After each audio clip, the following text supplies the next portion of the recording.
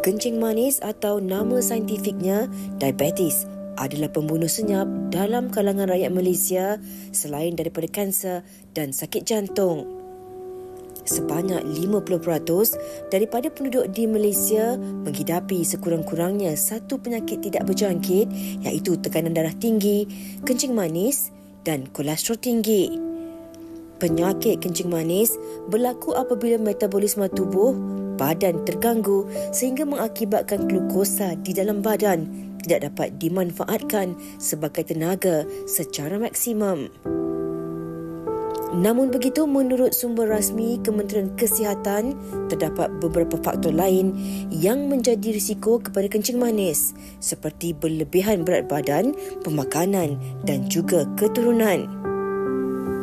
Tanda-tanda awal kencing manis adalah seperti sering dahaga, penglihatan menjadi kabur, kerap kencing di waktu malam dan kegatalan tanpa ruam. Mungkin tidak disedari oleh kebanyakan individu. Persoalannya, sejauh manakah masyarakat Malaysia sedar dan faham akan kehadiran penyakit berbahaya ini yang boleh memudaratkan diri seumur hidup jika tidak dibendung dari awal lagi? Baik, itu sedikit laporan untuk pembuka bicara kita. Tetapi saya nak kongsikan sekali lagi fakta yang diberikan oleh Sugi sebentar saja tadi. Negara kita punya statistik pesakit kencing manis tertinggi di Asia dan kedua tertinggi di dunia. Jadi tolonglah hari ini kita mulakan semangat baru untuk menurunkan statistik itu. Jadi Malaysia boleh. Okey, sama-sama kita boleh. Ya, baik. Dan di studio kita bersama dengan dua orang tetamu. Di sebelah saya, kita bersama dengan Dr. Ida Iliani Adam selaku pakar perubatan endokrin daripada Hospital Sungai Buloh. Terima kasih, Doktor, bersama dengan kami. Dan di sebelah Doktor adalah Puan Rupidah Kinon selaku seorang pesakit kencing manis yang sudi berkongsi pengalaman beliau dengan kita hari ini. Terima kasih, Puan, ya. Okey, baik, Farid. Tadi awak pun dah kongsikan statistik dan kita pun dah saksikan laporan. Jadi kita nak tanya kepada doktor terlebih dahulu. Doktor, kenapa benda ni terjadi? Kenapa adakah kita rakyat Malaysia begitu sambil lewa yang kita tak pedulikan kesihatan kita sehingga kan kita di tangga pertama di Asia? Pada tiap tahun kita buat kesedaran ni. Betul. Betul. Pertama sekali terima kasih kerana sudi menjemput saya pada program hari ini. Dan sebenarnya dia sangat bertepatanlah. Bulan November adalah bulan kesedaran diabetes sedunia. 14 November hari itu. 14 November sebenarnya. So hari ini memang last day lah. Dapat kita mempromosikan kesedaran diabetes. So berkenaan soalan tadi, kenapa Malaysia adalah tangga pertama? Secara lagi satu fakta saya mahu share lah, ya. Silakan. Pesakit ataupun rakyat Malaysia adalah rakyat yang paling obes di dunia. Dan 50% rakyat Malaysia sebenarnya adalah pesakit obes. Jadi faktor pertama yang menyumbang kepada diabetes ni memang sebenarnya obesiti. Walaupun saya tahu ada setengah orang akan cakap, tapi doktor, ada juga pesakit yang kurus tapi tak sihat. Ada juga pesakit obes yang sihat. Sebenarnya obes itu sememangnya tidak sihatlah, ya. Kenapa? Sebab obes khususnya untuk obes penyakit yang pesakit yang mempunyai perut yang besar, obesiti di keliling perut. Itu adalah refleksi lemak visceral. Lemak visceral adalah lemak yang menyelaputi organ dalaman, khususnya hati dan pankreas, ya. So itu akan menyebabkan insulin resistance. Okey, mungkin saya boleh selitkan satu lagi soalan, doktor. Apakah itu insulin resistant? Okey, so insulin resistance adalah bermaksud di mana insulin yang dikeluarkan oleh pankreas dia tak dapat lagi nak menampung tahap glukos dalam darah tu. Pasal terlalu banyak. Terlalu banyak. Dan kalau keadaan ini lama-lama berlaku, pankreas ni yang mengeluarkan insulin dia akan jadi penat. So macam mesin yang dah lama bekerja, dia akan breakdown. So jumlah insulin pun yang dikeluarkan dah tak mencukupi untuk badan. Lama kelamaan dia punya efek adalah pesakit tu akan menjadi obes, menjadi berat badan naik dan organ-organ yang lain pun semua akan kesan jugalah. Baik. Kita akan tanyakan lagi soalan kepada Dr. Ida tentang mungkin bagaimana kita nak mengatasi ataupun lebih memahami tentang bagaimana perkara itu boleh berlaku ataupun kencing manis ni kita boleh dapatkan kencing manis ni. Jadi bersama dengan Puan Rupidah lah. Puan, bila kali pertama Puan dapat penyakit kencing manis ni dan apakah yang tindakan yang diambil seterusnya? Okay, sebelum tu saya ucapkan ribuan terima kasihlah kerana sudi menyambut saya di rancangan ini. Pertama kali saya didiagnos sebagai ni semasa mengandung. Itu dipanggil gestational diabetes in pregnancy. Jadinya dari situ saya tahu yang saya ni ada kencing manis. Tetapi untuk yang kita tahu, faktor untuk kita tahu kita akan dapat diabetes ni, faktor family. Mana keturunan lah. Ya, keturunan saya, ibu saya ada diabetes. So, saya memang dah sedia lah. Kita dah kena sedia. Jadinya, disebabkan saya mengandung tu, kadar gula saya naik. Jadi, untuk tindakan saya tu, saya mengawal. Sebab saya akan doktor nasihatkan untuk mengawal pemakanan. Jadi, saya kawal pemakanan saya. Kurangkan karbohidrat, lebihkan sayuran. Okey. Tapi kan, adakah itu kali pertama? Puan? Kali pertama. Okey. Dan adakah selepas bersalin dan sebagainya, adakah diabetes tu berterusan sehingga ke hari ini atau macam mana? Selepas saya melahirkan, sebab semasa kita mengandung, hormon bertambah untuk pembentukan janin kan. Jadi selepas saya melahirkan anak, gula kembali normal. Dan saya boleh melakukan semua aktiviti. Sehinggalah. Sehinggalah. Wah, dia macam ada jeng. Sehinggalah apa, Puan? Sehinggalah. Bila saya menopause. Bila saya menopause, gula tu saya pun tak sedar. Dia datang semula. Maknanya ada berkaitan dengan hormon juga lah. Dia macam hormon, masa mengandung, kita ada hormon estrogen, hormon laktogen daripada plasenta, hormon kortisol. So, semua itu memang akan menyebabkan insulin resistance, macam saya cakap tadi. Jadi, akan menyebabkan efek pada ibu dan anak. So, tapi macam Farin tanya tadi kan, lepas mengandung, adakah masih akan diabetes atau tidak? Setengah pesakit, 1/3 akan menjadi diabetes yang berterusan, 2/3 mungkin tidak akan dapat diabetes. Macam mana nak tahu? 6 minggu lepas bersalin, kena pergi buat ujian saringan air glukos, yang minum air 75 gram. Mereka buat semasa mengandung, 6 minggu selepas bersalin, kena buat juga. So, itu akan menentukan adakah diabetes masa mengandung berterusan atau tidak. Jadi, saya takut kebanyakan pesakit dia tak pergi untuk yang 6 minggu lepas bersalin tu. So, itu adalah golongan pesakit yang terlepas dan mereka akan datang balik 2-3 tahun selepas itu dengan komplikasi diabetes. Yang itu yang kita tak nak. Baik. Ya, berkenaan dengan menopause tadi, sama juga. Hormon juga. Tetapi bila menopause, ada hormon perempuan yang rendah, yang tidak sama seperti sebelum menopause. Sama juga menyebabkan ketidakseimbangan dalam badan.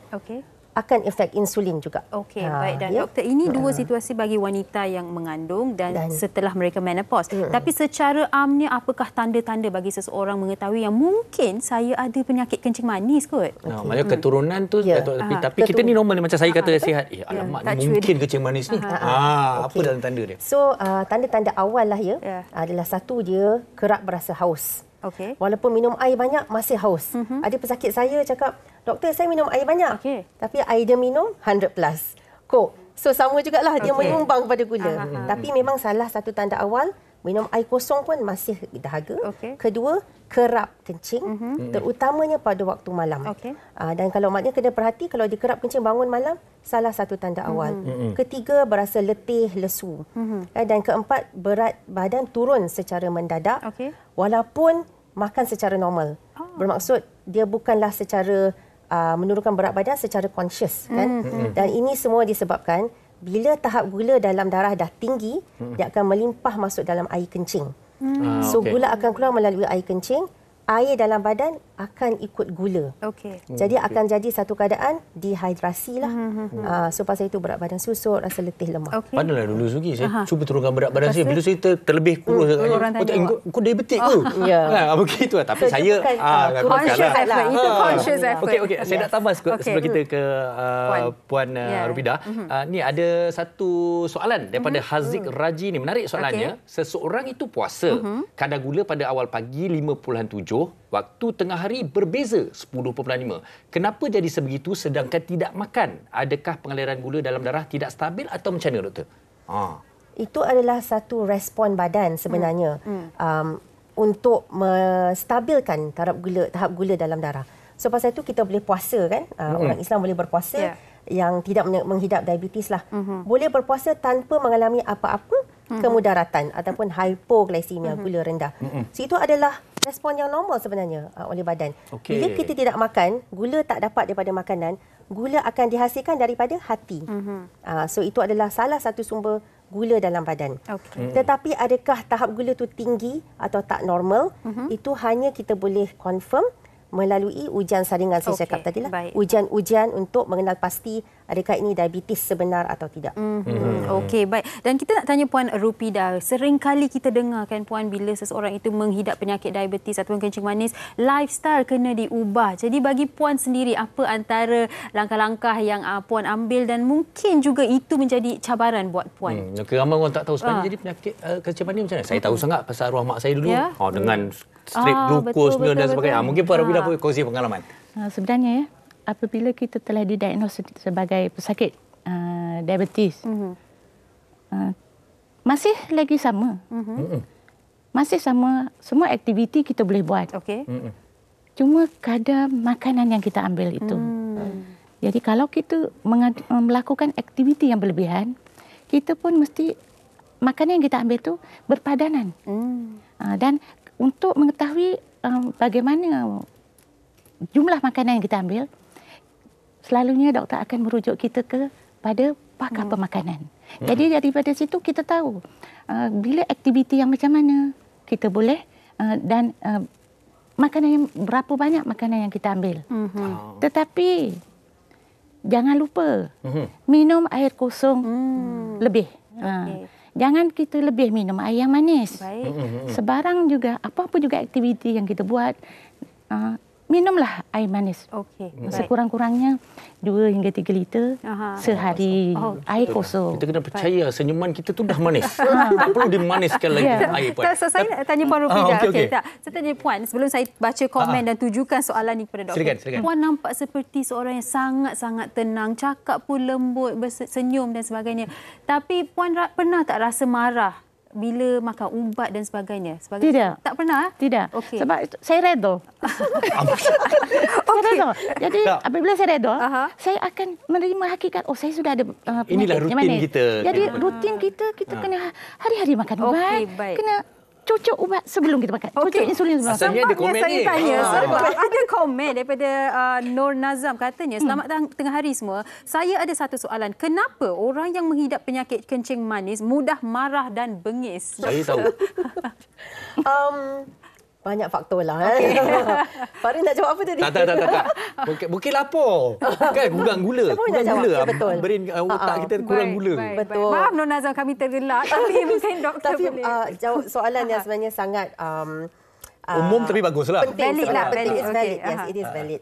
So satu, tahap gula tu sendiri dalam darah memang memberi kesan emosi dan fizikal sebenarnya kepada pesakit. Maksud, ada tahap gula yang rendah sangat, hypo.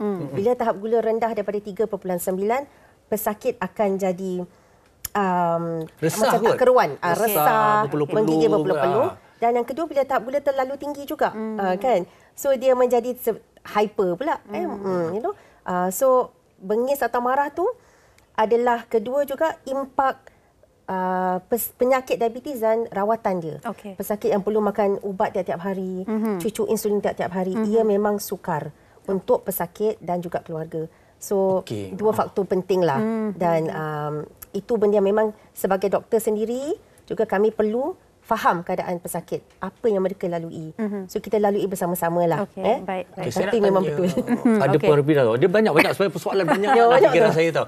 Okey, salah satu lagi yang mungkin ramai yang di luar sana tidak faham, tapi saya tengoklah pasal arwah mak saya dulu memang ada kencing manis kan. Kadang-kadang nak puasa kena berkira-kira ubatnya, makan sahurnya, bukanya. Lepas tu salah satu lagi takut kalau terluka-luka di sana sini dan sebagainya. Dan mungkin Puan boleh ceritakan tentang pengalaman itu sendiri sebagai pesakit kencing manis. Okey, kalau untuk kita berpuasa, sebenarnya sebelum kita berpuasa, selalunya pesakit kencing manis akan diberi nasihat oleh doktor. Doktor pakar kita lah. Contoh Dr. Aida. Dia ada jadualnya lah. Macam mana sebelum kita berpuasa pagi sebelum sahur, kita kena cek gula kita. Periksa gula kita, berapa tahap dia. Lepas tu kita makan. Lepas tu 2 jam selepas tu, kita periksa lagi sekali. Selalunya dalam pukul 12 tengah hari, saya akan periksa lagi sekali. Lepas tu petang dalam pukul 4 tu saya periksa lagi. Dan satu kali lagi sebelum berbuka puasa. Saya akan pastikan dia dalam keadaan normal. So barulah kita mendapat panduan lah apa kita boleh lebih ke kurang. Memang selalunya untuk pesakit diabetes yang ingin berpuasa, kami akan jumpa pesakit dan kami adakan sesi dengan pesakit 3 bulan sebelum berpuasa. So kita akan kenal pasti pesakit mana yang selamat untuk berpuasa dan yang mana tidak selamat. Ada kami punya risiko, perkiraan risiko pesakit. Yang mana selamat untuk berpuasa dan memang mengambil ubat, makan ataupun insulin, kami akan ubah dia punya dos dan timing ubat. Dan kita memang bagi tahu sila pantau gula sepanjang hari berpuasa untuk memastikan tak hypo.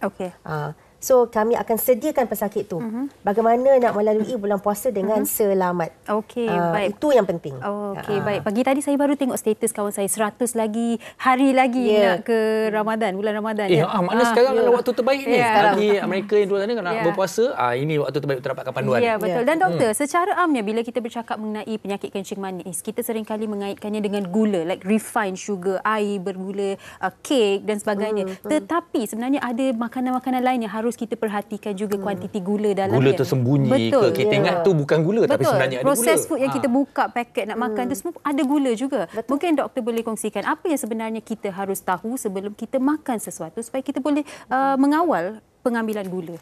Saya rasa ramai orang yang berfikir gula ini hanyalah gula dalam bentuk the simple sugar, iaitu kek, coklat, aiskrim, gula yang ditambah dalam minuman. Sebenarnya macam Farin kata, the hidden sugars adalah karbohidrat. Karbohidrat ni terdapat dalam makanan ruji kita. Nasi, roti, kentang, even sayur-sayuran. Apa-apa yang bertepung, berkanji. So karbohidrat, bukannya semua karbohidrat adalah tak baik. Kita ada karbohidrat simple dan karbohidrat kompleks. So kita lebih memerlukan karbohidrat kompleks. Apa bezanya? Karbohidrat yang kita makan akan ditukar kepada gula dalam badan. Karbohidrat simple akan ditukar kepada gula yang diserap dengan sangat cepat. Jadi bila kita serap gula, gula dalam darah akan naik tinggi dan turun cepat. Pasal itu kita rasa cepat lapar. Dan kita craving dan kita akan makan kerap. Karbohidrat yang kompleks seperti oats, brown rice, roti gandum. Dia akan diserap dengan lebih lama dan lebih lambat, maka gula pun akan stabil. Kita tak merasa lapar dan kita merasa kenyang dengan lebih lama, tahap gula pun stabil, tak mencanak naik atau turun dengan cepat. So itu adalah yang saya rasa orang Malaysia perlu lebih cakna lah, lebih yalah, memang kita tengok dalam fakta nutrisi karbohidrat, tapi karbohidrat itu boleh dia bertukar menjadi gula sebenarnya. Mereka hanya akan tengok gula, tapi kena tengok sebenarnya karbohidrat. Tadi saya tertarik dengan doktor. Nak puasa dengan selamat, maknanya penyakit kencing manis ni boleh jadi tak selamat sebenarnya. Tetapi apa juga kalau kita, ini mungkin indikasi pertama lah sebenarnya. Bila gula terlalu tinggi, insulin dah terganggu dan sebagainya, adalah penyakit kencing manis. Tapi gula ni juga kalau mungkin doktor boleh terangkan, mengganggu juga atau menjadi penjurus kepada penyakit-penyakit lain yang lebih berbahaya. Mungkin ada katanya kanser, mungkin ada penyakit ke organ-organ lain. Macam mana boleh terangkan tu? So, kencing manis ni sebenarnya adalah penyakit yang boleh efek badan dari kepala hingga ke kaki. Kalau kita nak katakan komplikasi lah diabetes, ada 2 grup. Makrovaskular dan mikrovaskular. Dia punya kumpulannya adalah makro, dia akan efek salur-salur darah besar dalam badan menyebabkan stroke ataupun angin ahmar dan juga penyakit jantung. Mana gula pun boleh jadikan. Sebab dia menyebabkan keradangan salur darah. Dan yang mikro adalah komplikasi seperti buah pinggang. Dia menyebabkan nefropati nama dia. Kedua, salur darah atau saraf dalam mata, iaitu retinopati, katarak. Dan yang ketiga adalah saraf. Saraf tu bermaksud pesakit akan merasa macam kebas-kebas hujung jari, tapak kaki, luka, lambat sembuh sebab mereka tak rasa, kena cucuk pin pun tak tahu ada ulcer. Dan yang jarang diperkatakan sebenarnya adalah masalah ereksi, erectile dysfunction di kalangan lelaki. So itu adalah sebenarnya masalah saraf juga, komplikasi diabetes. Ya, dan diabetes juga berkaitan dengan yang 3 serangkai lah. Yalah. Kolesterol, darah tinggi dan penyakit jantung. Okey. Jadi harap segar gula ni sikit-sikit memang manis. Banyak-banyak jadi racun. Betul ya? Betul. Okey, baik. Dan mungkin kita boleh tanya kepada Puan. Silakan. Ada komen ke awak nak bacakan dahulu? Belum lagi. Mungkin kita boleh tengok soalan dulu. Puan juga. Selepas Puan didiagnosis sebagai seorang yang menghidap penyakit kencing manis, adakah apa-apa kerumitan ataupun komplikasi disebabkan penyakit kencing manis itu? Seperti yang doktor kongsikan tadi, bercabang, banyak penyakit disebabkannya. Puan sendiri ada tak apa-apa yang kerumitan? Disebabkan sebenarnya kita kena banyak membaca. Banyak membaca berkaitan dengan penyakit kencing manis. Dari situ kita akan tahu apa dia kesan akibat daripada itu.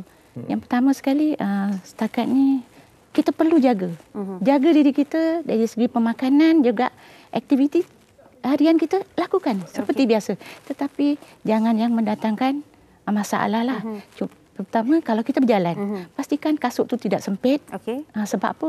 Luka di kaki, kita tak nampak, kaki tak ada mata.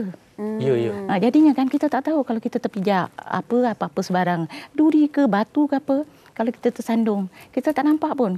Sebab dia ke atas, mata ke atas, kita tak pandang bawah. Kalau luka, kita tak terus basuh, cuci dengan baik kan? Luka tu daripada kecil je kan? Daripada kecil sebab badan kita dah manis. Badan kita manis ya. Bila kita je manis, kencing kita pun manis, mana badan kita, seluruh badan kita adalah manis. Sebab tu luka lambat sembuh. Jadinya jagalah kalau kita nak beriadah, jaga kaki. Kebersihan kaki, penjagaan kaki adalah utama sebab selalu dengar potong kaki. Jadi kan alasan macam green dan sebagainya itu kan. Sebab apa? Katalah dalam kasut kita ada kecil je batu. Kita tak sedar kan sebab kaki kita dah kebas. Jadi kita pun berjalan, tak sedar batu tu bergeser-geser dekat kulit kita, luka. Kita pun tak jaga sebab penjagaan kaki ni ibarat kita jaga muka kita. Maknanya kita selepas kita mandi, kita kena ada satu tolak kecil. Kita laplah kaki kita. Macam mana kita lap muka kita. Yalah, muka je nak buat facial. Jadi kaki pun kena bersihkan juga. Jadinya itulah cara saya menjaga diri saya. Selain pada saya teruskan ubatan ikut arahan yang seperti doktor arahkan tu kan, ikut. Dengan syarat minum air banyak. Tapi setakat ini tidak ada komplikasi yang lain lah. Baik. Maknanya sebab dah sedar awal, dah jaga dari awal sebenarnya. Kita yang risau ni, pesakit diabetes ni, dia dah tahu tapi tak jaga. Okey, doktor, macam mana juga? Okey, kita tahulah ramai juga yang dah pesakit diabetes kronik dan sebagainya yang memerlukan juga orang untuk menjaga penjagaan, insulin dan sebagainya. Jadi apa tips lah? Satu, untuk pesakit dan orang di sekeliling mereka untuk mereka ni dibantu. Kadang-kadang orang pesakit diabetes ni nak makan yang sihat-sihat. Yang keliling ni pula nak makan yang lain pula. Sebagai contoh, ada apa tips kepada mereka? Doktor, bukan sahaja yang tua-tua, anti-anti angka-angka, yang muda-muda ni harus tahu. Tips saya kepada pesakit lah pertama. Saya tahu dari segi salah satu faktor utama penyumbang kepada diabetes adalah pemakanan. Pemakanan saya tahu kalau doktor nak cakap jangan makan gula, memang sangat mustahil.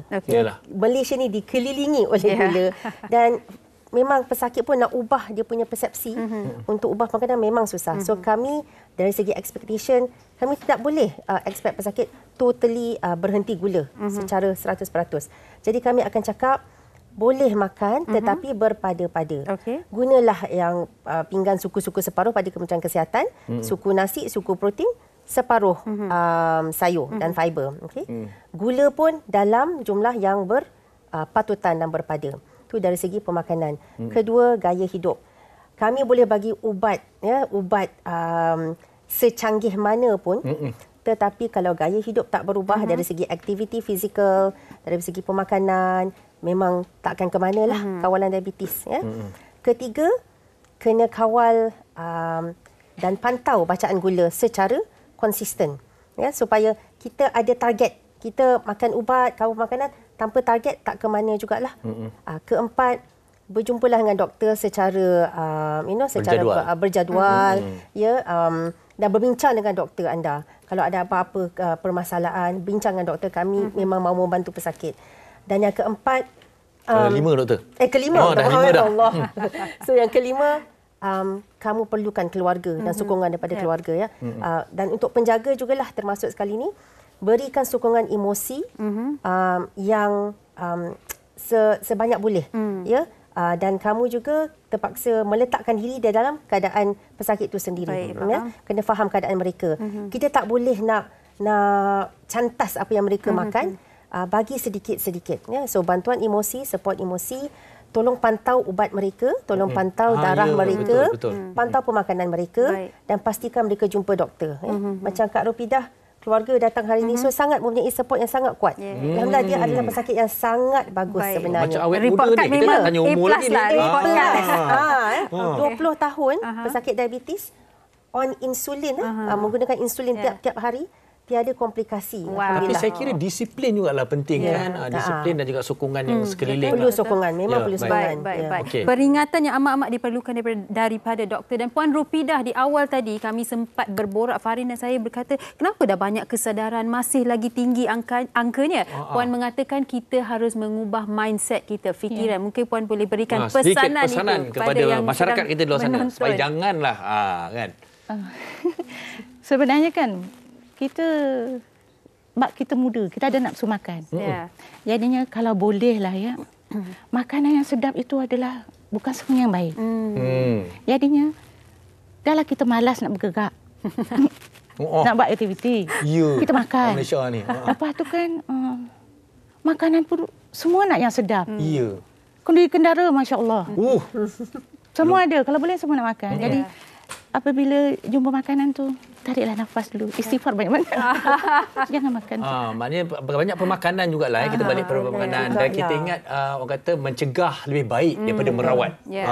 Baik. Terima kasih kedua-duanya, Dr. Ida Iliani dan juga Puan Rupidah kerana sudi berkongsi. Banyak info yang telah dikongsikan. Banyak lagi soalan yang kami nak tanyakan. Tetapi masa amat mencemburui kami. Apapun kami berharap apa yang dikongsikan kedua-dua mereka membantu anda. Dan saya yakin, Farin, rakyat Malaysia boleh menurunkan angka. Boleh, jom. Saya harap tahun depan kita turun statistik kalau kita buat lagi topik ni.